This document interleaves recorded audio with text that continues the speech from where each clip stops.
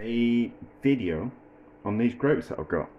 So, years ago, I went to a friend's restaurant and I had cheese and biscuits. I probably had cheese and biscuits and a dessert because I'm greedy. But the cheese and biscuits came with a little compote, like a little savoury, slightly sweet compote. And I couldn't work out what it was. I thought it was something like rhubarb. But after chatting to my friend, he said it was grapes. I was like, which I found kind of quite strange. And he said, yeah, what you do is it's just grapes, nothing else, he said. And what you do is you pull the grapes off the stalks, put lots of grapes in a pan, and then just cook them down, down, and down, and down, and down, and it creates this like grape compote, which is kind of quite interesting in flavour, kind of a little bit kind of complex. And I thought it was rhubarb, but it was grapes. So it's one of those things that's always been in the back of my mind, and I was always kind of like, at some stage I really must try that. So I was on the market yesterday, and it was the end of the day, and they were selling off things. So I got lots of grapes, and I got like all these grapes for £6. How much do they think it was? There's definitely 1 point. I need to weigh this again. There's like 1.3 kilos worth of green grapes, and then red grapes. How much have we got? I've got almost 3.4 kilos worth of red grapes. Now I was thinking about cooking them all together, but then I kind of thought, well, what we'll do is we'll start them off in separate pans, and then we'll kind of cook them down, and we'll kind of see what happens. And if it goes okay, we'll keep them separate. But if it looks like we can add them both together to get like a bigger, higher yield, we'll kind of do that. So we'll start them off in separate pans, and then if we have to put them in the same pan at the end. I just kind of thought, if like colour-wise, they're different colours, aren't they? Slightly different kind of flavours. So we'll just do them in separate pans, and then we're going to see how it goes. I think it's going to be like a long process, because we've got to really kind of cook off a lot of liquid from those grapes before we kind of get down to any kind of compote kind of consistency. I did think we could freeze them, and then that would kind of remove some of the liquid from the grapes, and then we could then reduce that liquid down and then add the solid matter back to that and kind of cook it down that way, which would speed up the process. But you know, or we could just put them on the stove and see what happens. So cook these down, not on too high a temperature, otherwise it's going to burn them before they start popping and releasing the juice. And then we'll kind of see what happens. We'll see how long it takes, and we'll see what kind of yield we get, and we'll see what kind of results that we get. So I have got a backup plan. So if things don't go according to plan, I've got something else I can do with them. So if it all just kind of fails and we just end up with something that doesn't taste very good, last year I made this apple jelly, which was just when I cooked all the so it was I made apple compote last year, and then to remove excess liquid, I put the apple compote, just strained it in a bag, and then the excess apple juice came out of it once it was cooked, and then I collected that juice, and then I cooked that juice down and made this apple jelly, which was, I didn't know what I was going to do with it. I was just kind of curious about the pectin in it. So if this experiment doesn't really yield anything kind of interesting, what we'll do is we'll take that experiment and we'll combine it with this, and we might turn it into something else. So we could turn it into some Cumberland sauce or something along that kind of line, make it a little bit, so we could add some lemon and some orange and some the zests from those fruits, and we can add some mustard, and we could add some ginger powder, and we will get like a Cumberland kind of sauce type of thing, which would be nice with peppers. So whatever happens with it, it won't go to waste. We'll be able to use it as is, or put it in something else. Right, so they've had an hour and a half, something like that. What I've been doing is I haven't touched them. I've just letting them cook down. So if I was to move them around, that will break them up. And I didn't think, I want to try and avoid that. because we can always move them around later on and break them up if needs be, but let's just cook them down. So what's happening is the ones at the bottom of the pan have burst. I don't know if you can really kind of see. We're getting quite a bit of juice out of there, and then it's dropping. So the juice is popping out the ones at the bottom, and then it's evaporating off. I have got the fan on in the what we call it on the cooker hood, but I just want to kind of see. So it's going to be like a long process. I don't know. What time is it now? It's about 9 o'clock in the evening. So if it takes another 3 hours, it's going to be getting a little bit. It's going to be getting a little bit too late. So we might have to carry on the process tomorrow morning, depending on what time I go to bed. You know, I'm not.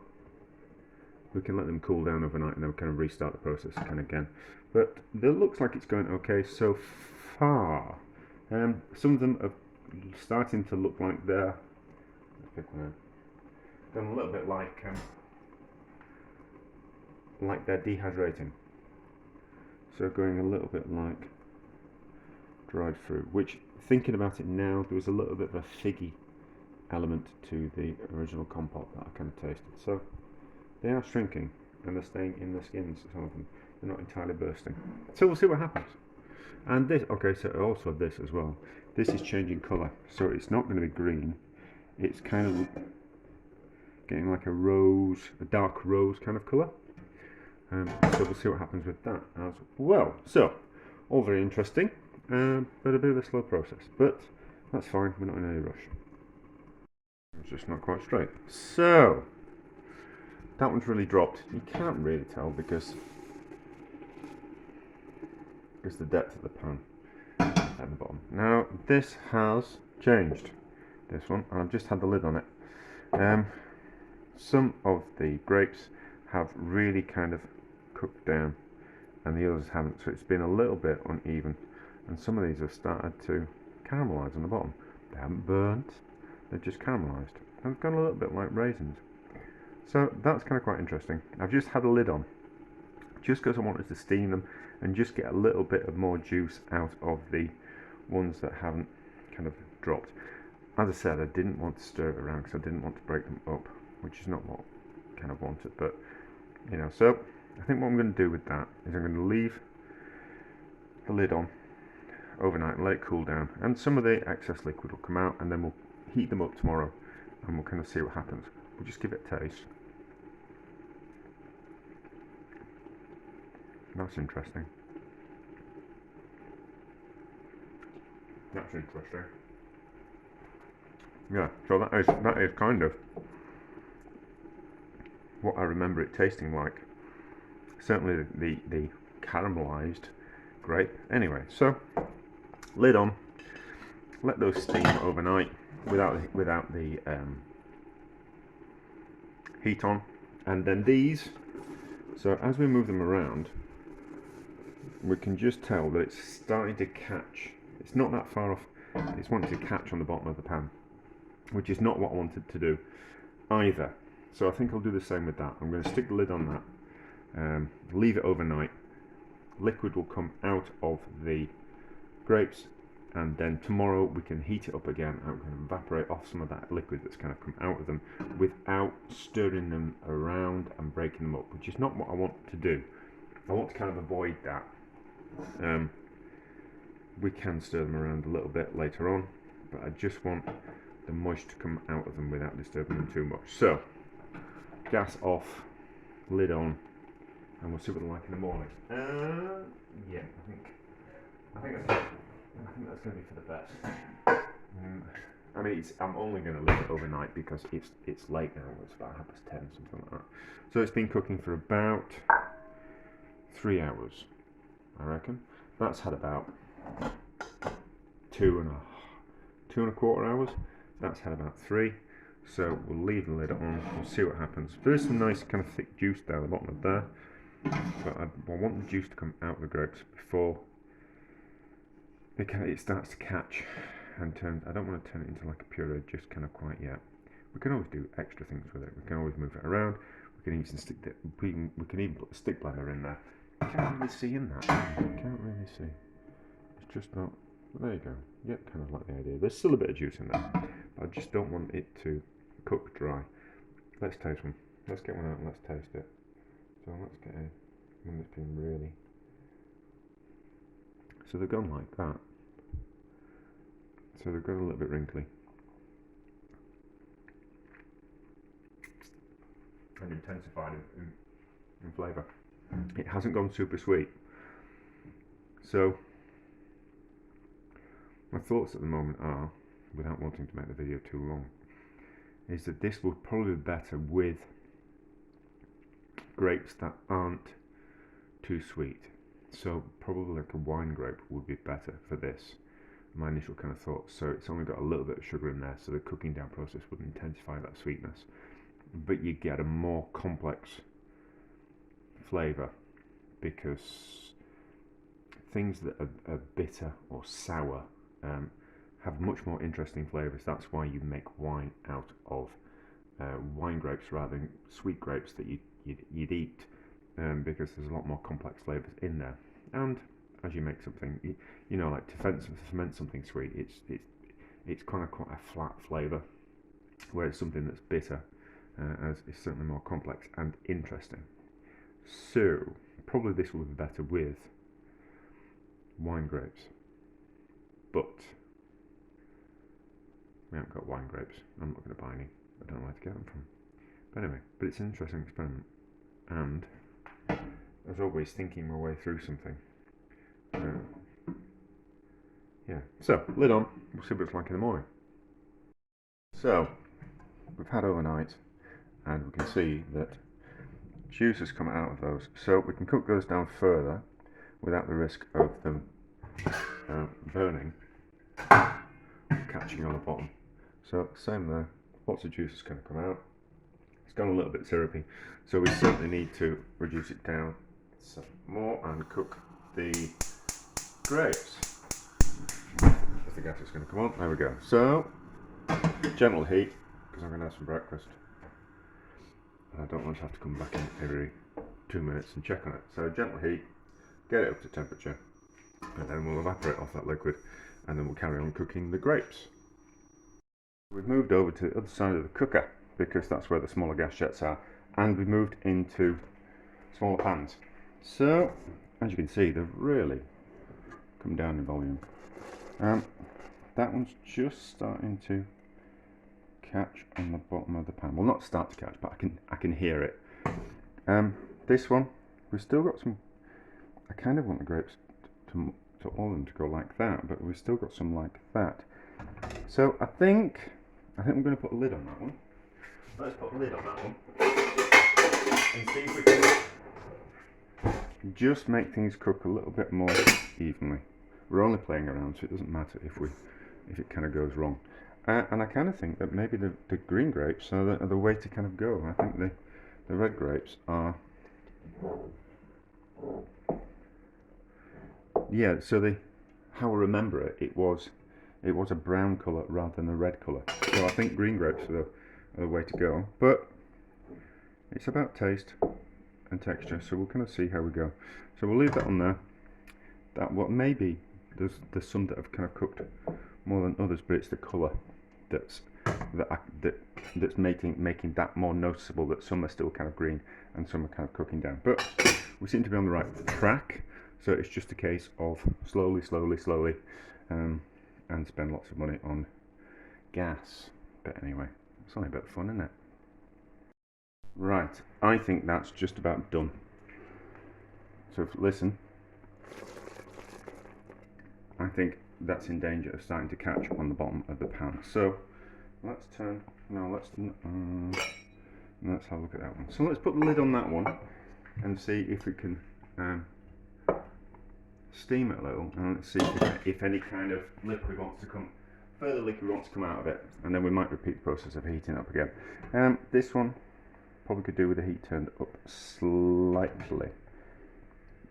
So maybe we should, let's move that one onto the back and forgive the dirty stove, and put the lid on, and then let's turn that off, and we'll see what's happening with that one. So it's slightly moving, but we're just going to see. I really should clean the cooker, but I'm cleaning the rest of the house today, so the cooker can wait. So yeah, let's put that on there. We'll see what happens. Give it half an hour or so while I'm cleaning the bathroom. Right, I think we're about there. So, if we listen, that's getting quite thick on the bottom. I don't want to cook it anymore. We'll give it a stir, and then we'll let it cool, and then we'll see what's going to happen. So, I'm not going to put anything big in it to give it a stir. I'm just going to use the bottom of a knife just to kind of move it around. See, it's really darkened up. That's certainly caramelization. I was concerned that the skins of the grapes would still be there, but they look like they're almost kind of disappearing. That's kind of how I remember it to be. So we'll let it go cold, and then we'll kind of see what happens. There's obviously those there, but let's just cover those up, and then as it cools they might just lose that bit of colour, but that's okay. So I can bang that. See, look at that. That's gone like figgy, if that's the only way I can describe it, and it's a bit like a grape compote more than anything else. So I did have a thought. That's really hot. So I did have a thought that this seems excessive, to be honest. Not kind of practical whatsoever unless you've got a lot of grapes, you can buy them cheaply. But I will have a go with dried fruits, because essentially what we've done, we've driven out the moisture from the fruit by cooking it, whereas dried fruit is you're driving out the moisture through drying in, well, it's supposed to do in the sunshine. I don't think they will anymore.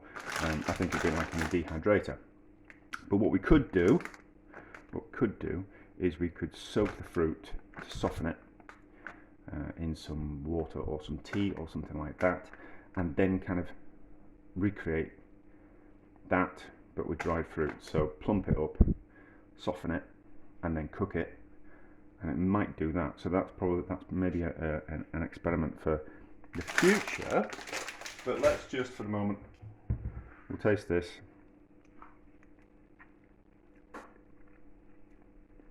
That's nice as that. That's nice as that. I think it would be better with a more complex flavoured grape, so something that you use in wine, like I said before, but we seem to be okay. This is kind of interesting. It's kind of gone like the candied cherries that I make. So that seems to be okay. We can still see that there is some grapes in there, so maybe we'll give that a stir as well. I think if we stirred at the start, it would have broken up the grapes too much, so we would have ended up with like a puree, which is not what I wanted. I wanted something with a bit more to it. So if we give it a stir, it might just break it up. It'll probably be better stirred when it's slightly cooled and a bit thicker. That might help break it up a little bit, but I think cooking it down without stirring it is what we should do. That's a lovely colour. That's a lovely colour. So you kind of get that. So it's like a really gone a dark rosy red colour. So I just lost that. I lost the one that I wanted, but not to worry. So some of them are still quite whole, but some of them have gone to like pulp. So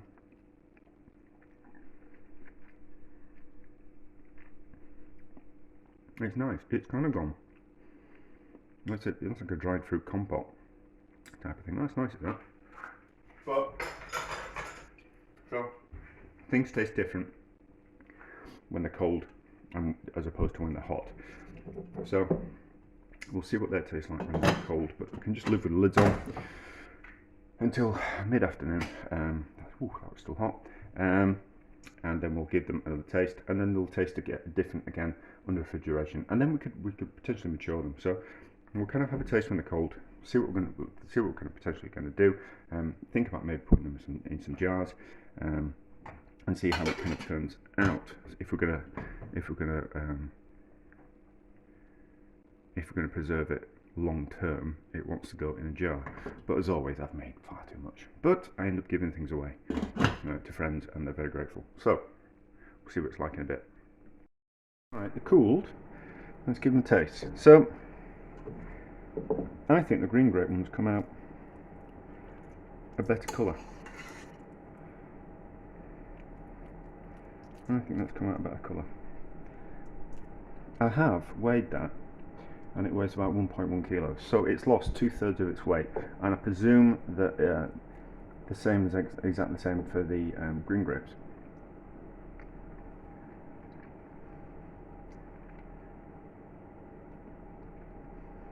That's really nice.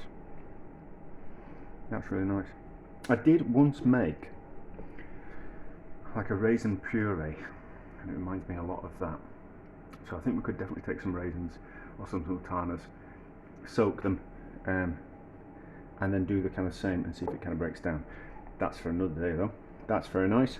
That'd go. We could think about spices and things. Let's put a little bit of salt on. Let's turn it a little bit savoury with a little bit of salt. So just a little bit, not much, just a few granules of salt, and then see how that tastes. So we can see if we can get a little bit more savoury.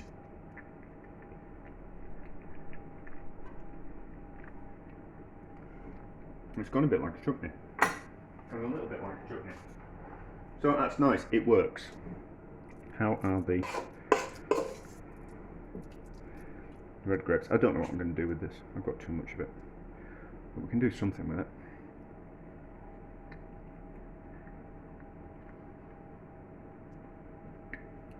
That's nice as well. It's got that prune stroke fig, dried fig type of vibe to it. It's nice. We could do something with, you could do it, use it like in a strudel or something like that, or like filo pastry or puff pastry, spread that on, roll up, and then bake it, and that would be nice with that. So it works. And even though I slightly didn't believe my friend when he said that it was just grapes and you juice it down to the pan, reduce it, and it turns into that, it was completely right. It's nice.